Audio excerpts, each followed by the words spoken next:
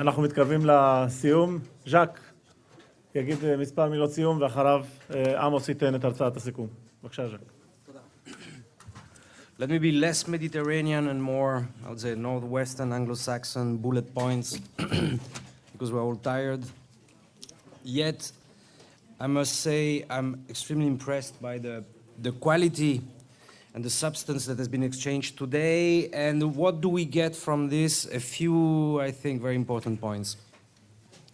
The first one, which the younger people in the audience may not fully realize, but the older ones definitely, I hope, will, is that to me today, to our team here, it is something very important has been demonstrated, and that is the fact that the humanitarian aspects are not something that is opposed to military aspects.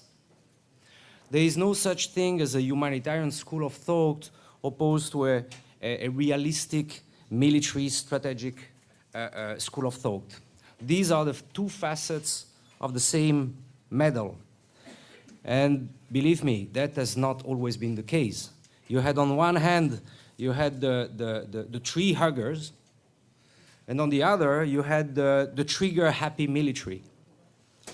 This is different. Today, professionalism, both on the side of humanitarians, of course, of the military, merges the two in a way which is complicated, yet absolutely vital for the fate of the people. The second element is something that a general said yesterday during the workshop, and that is that the civilian population is not simply a constraint or a liability or a factor in a mathematical equation. The civilian population is an elemental part of a landscape, of a theater of operations. And in that sense, we have to deal with it. The military has to deal with it, including when the circumstances make the military mission and the achievement of military objectives all the more difficult. Now, when we look at the key issues that will definitely demonstrate the absolute imperative to continue discussing this, because there is much to be still discussed about. First one, the legality versus the legitimacy issue. A lot of enlightened thoughts have been shared about this. It just shows that something legal may not be legitimate, and the other way around. How do we deal with this in today's world, knowing, the necessity for information, public perceptions, and all these aspects? That's an important point. We stand for the legality because we believe it's the legitimate thing to do.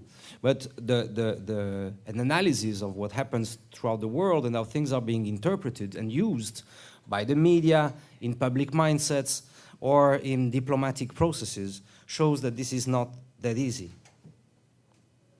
Another aspect is the question of proportionality. A number of thinkers and analysts here have made a very strong point, which I think is an important one, which is to say that proportionality must be looked, or can be looked at, from two different angles. One is the short-term tactical, a case by case, an episode within the battle or a battle within a campaign. Another one is the longer-term strategic way of looking at proportionality. And one should not have a narrow vision of how this proportionality must be factored in the strategy making and the implementation of operations. I think this is an extremely important thing that definitely captures our common point that international humanitarian law, the law of war and humanitarian action must also take that into account and look into it, although it poses fundamental questions. The question of civilians, again, and the question of the evacuation. It is very clear that from a military viewpoint, particularly with the Gaza experience and the Syrian experience and the experience we have around the world, is that the best way, and it is very much linked to the question of precaution and warnings and knock on the roof and all of that, it is clear that from a military perspective, it's much easier to actually have the population leave the area, so to have more leeway to achieve your objectives while minimizing the risk for the civilian population. That's fully understandable, and it makes absolutely sense. At the same time, here, let us jump in, not by saying that this is a wrong idea necessarily, but by saying that our experience as practitioners around the world has also shown how this can be used as a blueprint for things that you don't want to happen. Those who are familiar with world contemporary conflicts and so on, they will think about the Maoist doctrine, insurgent doctrine of the fishbowl. To get to the fish, the good thing is to empty the fishbowl from the water, so that afterwards, well, it's easier to catch the fish. Even if in the process it means using a hammer and destroying the fishbowl. You see what I'm getting at? So I'm not saying that this is something that necessarily happens. I'm just saying that the idea of managing the presence of civilians in a given area suggests and indicates a number of possible options, including the one of facilitating the voluntary evacuations of these people, but also acknowledging the risks and constraints that remain attached to the conduct of operations, whether the population has left, whether it has not left, because of the very fundamental issues we have discussed today. Another final thing is that we have been very much reassured about the understanding that the issue is much larger than Israel and Gaza. It is very important here. You experience in your flesh. At the same time, it's much larger than this. The question of what I've heard it called as statistical weapons, artillery fire, in other terms. Let's be very clear, and we have nothing to add to what, or maybe yes, a little to add to what Major General Fournier has mentioned before. I mean, artillery, area weapons, indirect fire is not forbidden under IHL. Period. This being said, because of their inherent inaccuracy, considering the densely populated factor, aggravated by practices that may deliberately or objectively mingle military legitimate targets with a civilian population, all these factors make the risk of disproportionate attack and unnecessary casualties all the more important to factor in.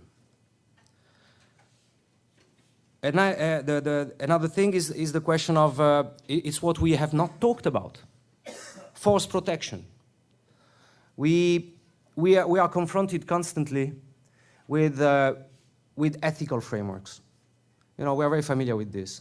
The Maoist ethical frameworks in Peru and Nepal, the Islamic ethical framework everywhere, the Christian ethical framework, and even animist ethical frameworks.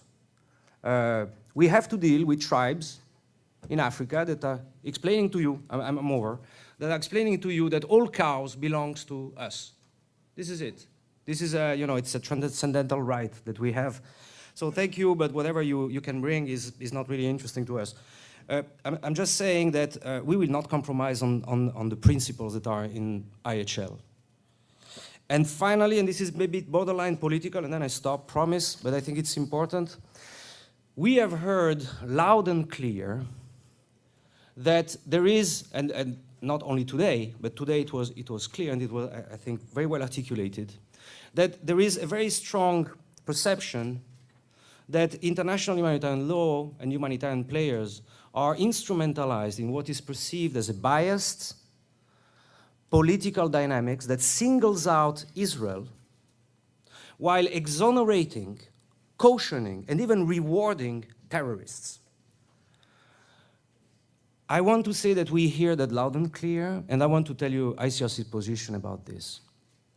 We believe it is absolutely correct to say that to single out Israel for what has happened in Gaza on the issue of the respect of the law of war, without appropriately and proportionately addressing the very issues we talk about here, outside of Israel, with others than Israelis, would be an insult to the truth, to our ethics, and we are not going down that road.